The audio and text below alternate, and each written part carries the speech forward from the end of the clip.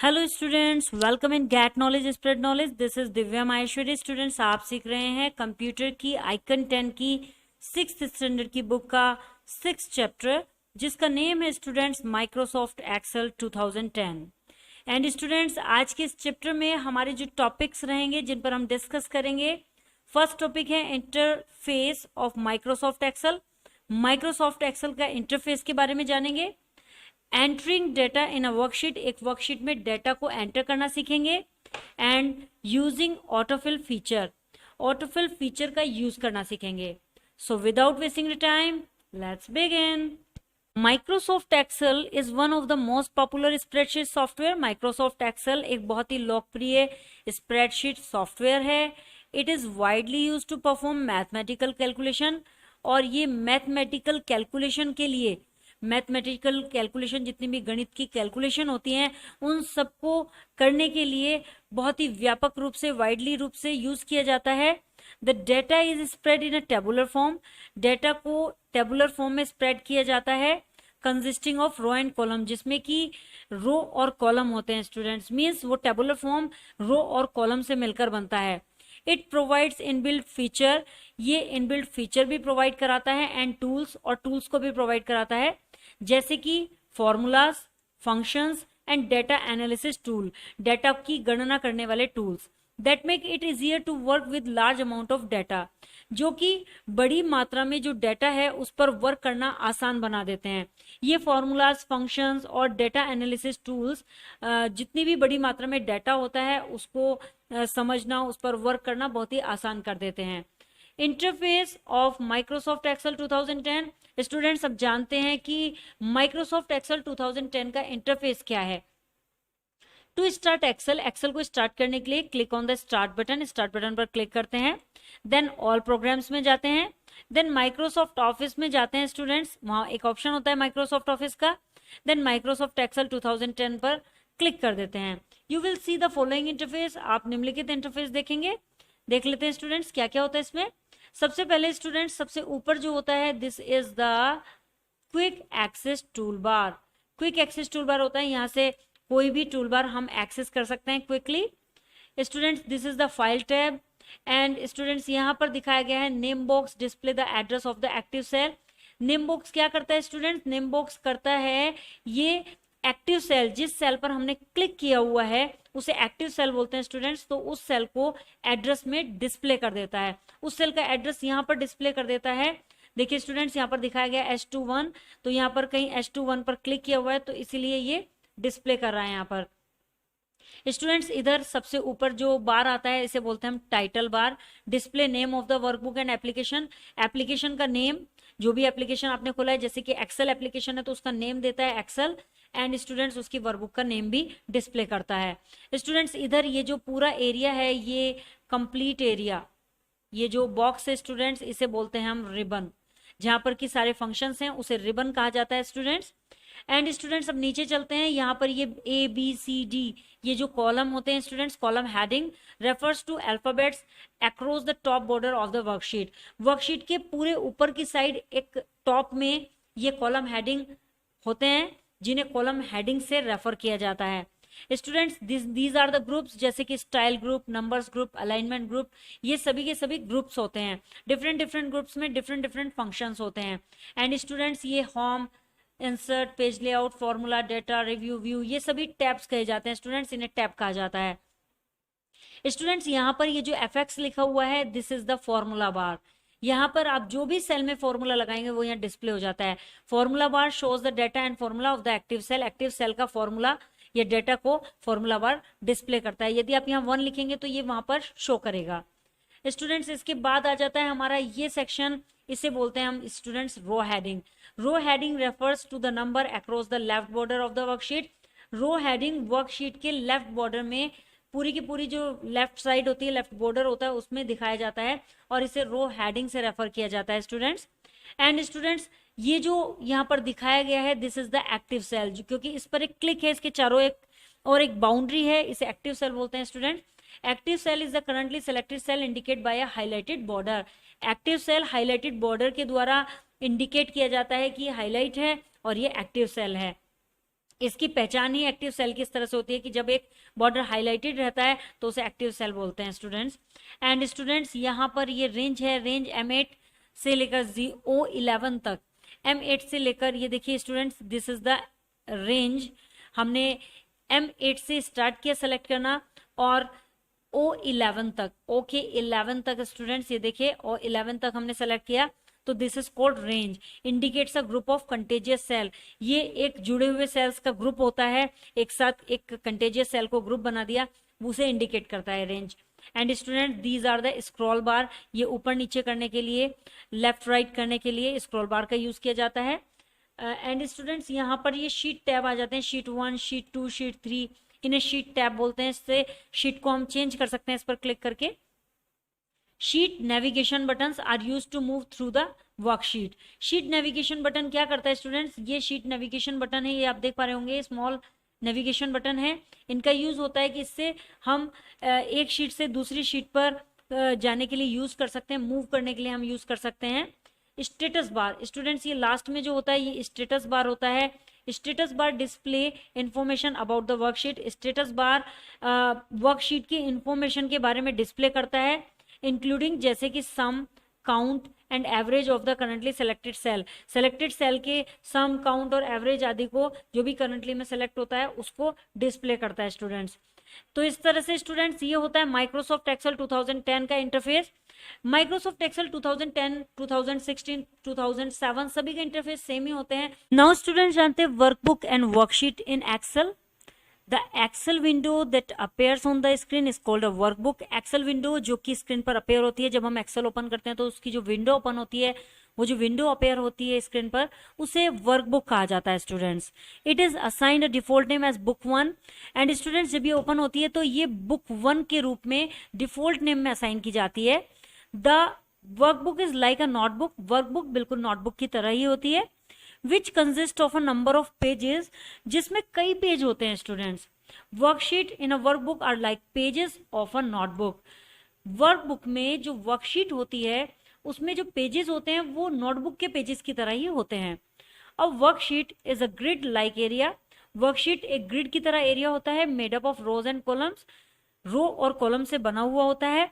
Where you can enter and work with data, जहां पर आप एंटर कर सकते हैं और डेटा के साथ काम कर सकते हैं students. By default an Excel workbook display 3 worksheet at the bottom. By default Excel की जो वर्कबुक है वो बॉटम में उसके नीचे की साइड 3 वर्कशीट डिस्प्ले करती है with the name sheet 1, sheet 2 and sheet 3, जिनके नेम होते हैं शीट 1, शीट 2 एंड शीट 3। ये सभी बाय डिफॉल्ट होते हैं students. You can add any number of worksheet in a workbook. आप कितने ही संख्या वर्कशीट की वर्कबुक में ऐड कर सकते हैं according to the limits of memory available on a computer. लेकिन ये डिपेंड करता है, ये आपकी जो कंप्यूटर है आपका, उसकी मेमोरी कितनी उपलब्ध है उसमें, उसकी लिमिटेशन के अनुसार चलता है स्टूडेंट्स। जैसी आपकी कंप्यूटर की मेमोरी होगी उसके अकॉर्डिंग ही, उसकी लिमिट के अकॉर्डिंग ही उसमें ऐड हो पाएंगे। अब worksheet consist of 10,48,576 row and 16,384 columns. एक वर्कशीट 10,48,576 रोज और 16,384 कॉलम्स से मिलकर बनती है। Columns are represented by letters on the top. Columns top में लेटर्स के द्वारा रिप्रेजेंट किए जाते हैं। And rows have number on the left side of the worksheet, और रोज में वर्कशीट की लेफ्ट साइड पर नंबर्स होते हैं। आगे बढ़ते हैं students. Entering data in worksheet. Worksheet में डेटा एंटर कैसे करना है ये जान लेते हैं। You can enter 3 types of data in worksheet cell. आप वर्कशीट सेल में 3 तरह से डेटा को एंटर कर सकते हैं स्टूडेंट्स। एक तो numbers, text and formula. You can also enter date and time. आप डेट या टाइम भी एंटर कर सकते हैं, but Excel store such data as numbers only. लेकिन एक्सेल इस तरह के डेटा को केवल नंबर्स में ही स्टोर करता है। By default text is left align and numbers are right align in a cell. By default की बात करें स्टूडेंट्स, तो जब हम कोई टेक्स्ट किसी सेल में एंटर करते हैं, जब हम कोई भी सेल में कुछ भी टेक्स्ट के रूप में डालते हैं, तो वहाँ टेक्स्ट लिखने के बाद जैसे ही हम एंटर करते हैं तो वो लेफ्ट अलाइंड हो जाता है।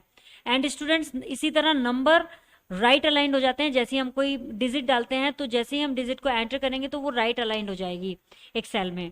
टू एंटर डेटा, डेटा को एंटर करने के लिए firstly click on the cell, cell पर क्लिक करते हैं where you want to enter the data, जहां भी आप डेटा को एंटर करना चाहते हैं।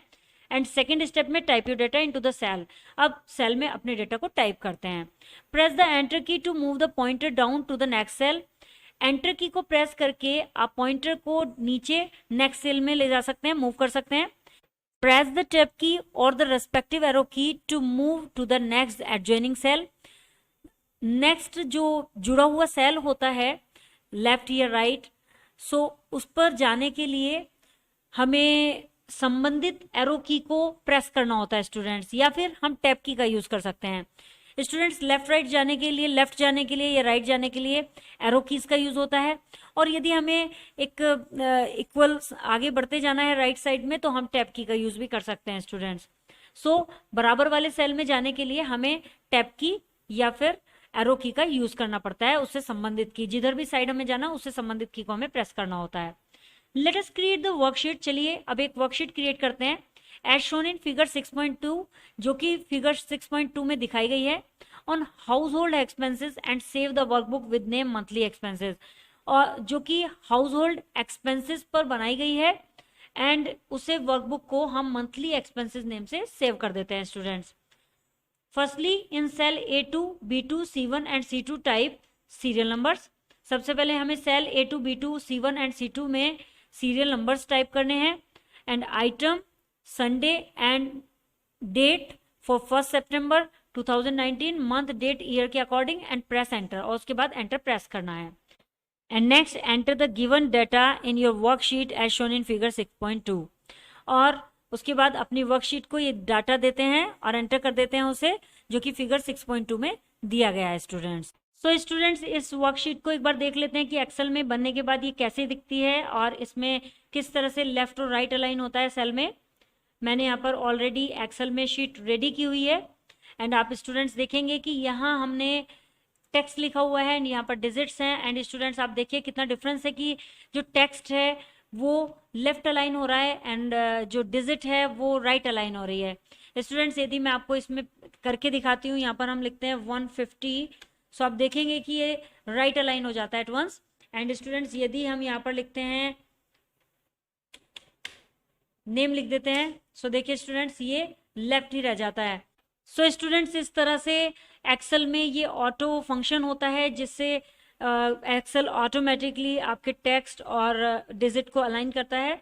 एंड स्टूडेंट्स देखिए ये होता है एक्टिव सेल, जैसे कि आप देख पा रहे होंगे एक बॉर्डर है, इसे जैसे ही हम क्लिक करते हैं तो एक्टिव सेल हो जाता है। और स्टूडेंट्स इसकी पहचान है कि फॉर्मूला बार में वही सेल का जो डाटा होता है जो भी हमने एंटर किया हुआ है वो यहाँ पर शो कर जाता है, this is the formula bar. And students देखिए यहाँ पर ये बता रहा है कि ये कौन से सेल में हम इस समय हैं, B3 सेल में है, B एंड 3। A3 में जाएंगे तो स्टूडेंट्स ये A3 बताएगा एंड C4 में जाएंगे तो ये C4 दिखाएगा। स्टूडेंट्स यहाँ पर डिफॉल्ट शीट है, शीट 1, शीट 2, शीट 3। इस तरह से स्टूडेंट्स ये एक्सेल में फंक्शंस होते हैं। आगे बढ़ते हैं स्टूडेंट्स, आगे क्या कहा गया है, आगे यूजिंग ऑटोफिल फीचर के बारे में बताया गया है कि ऑटोफिल फीचर का यूज करना इन एक्सेल में autofill feature allows the user to extend and fill a series of number, dates और even text to a desired number of cell. Autofill feature user को अलाउ करता है एक extend करने का एक सीरीज को, जैसे कि नंबर सीरीज है या डेट की सीरीज है, यहाँ तक कि टेक्स्ट की सीरीज को भी, जो भी डिजायर्ड नंबर सेल का आप लेना चाहते हैं, जो भी इच्छित सेल है आपका, उस सेल को लेने के बाद आप किसी भी सीरीज को बढ़ा सकते हैं, एक्सटेंड कर सकते हैं। एक्सटेंड का मीन्स होता है कि स्टूडेंट्स यदि हमने 1 लिया हुआ है, सो हम चाहते हैं कि उसे 10 तक एक्सटेंड करें तो हम उसे कर सकते हैं फिल सीरीज के द्वारा, ऑटोफिल फंक्शन के द्वारा। एंड स्टूडेंट्स यदि हमने A लिया हुआ है, हम उसे Z तक करना चाहते हैं, तो स्टूडेंट्स हमें पूरा A to Z लिखने की जरूरत नहीं है, ओनली A लिखने के बाद हम उसे फिल ऑप्शन के द्वारा, जो ऑटो फिल ऑप्शन होता है उसके द्वारा हम इसे फिल कर सकते हैं और सीरीज बना सकते हैं। इसी तरह से डेट की भी सीरीज बना सकते हैं। And students fill handle is a small black dot, fill handle एक बहुत ही स्मॉल ब्लैक डॉट होती है एट द बॉटम पर, right corner of the active cell के राइट कॉर्नर पर होती है स्टूडेंट्स। क्या होती है students, fill handle small black dot, एक छोटी सी ब्लैक डॉट होती है जिसे फिल हैंडल बोलते हैं। Which is use to fill data into the cells automatically, जो कि ऑटोमेटिकली सेल के अंदर डेटा को फिल करने में यूज की जाती है। By dragging the fill handle tool in the direction you want.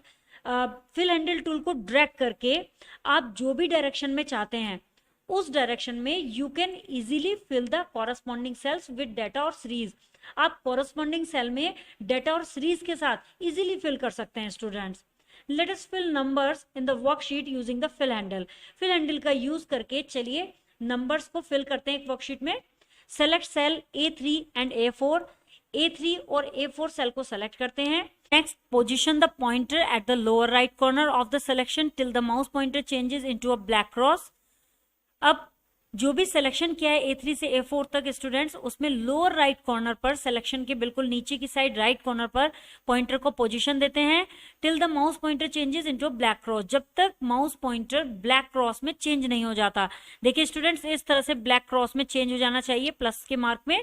And then hold down the left mouse button and drag the fill handle through column A till cell A8। और अब हमें left mouse button को hold करे रखना है और drag करना है फिल हैंडल को कॉलम A से लेकर सेल A8 तक। एंड देन ड्रैग करने के बाद रिलीज द बटन को छोड़ देते हैं। Observe that the cell are automatically filled with the number 1 to 6। आप ऑब्जर्व करते हैं स्टूडेंट्स कि सेल में ऑटोमेटिकली 1 से लेकर 6 तक के नंबर फिल हो चुके हैं। Let us now fill the data in the worksheet using the fill handle. चलिए अब वर्कशीट में डेटा को फिल हैंडल का यूज करके फिल करते हैं।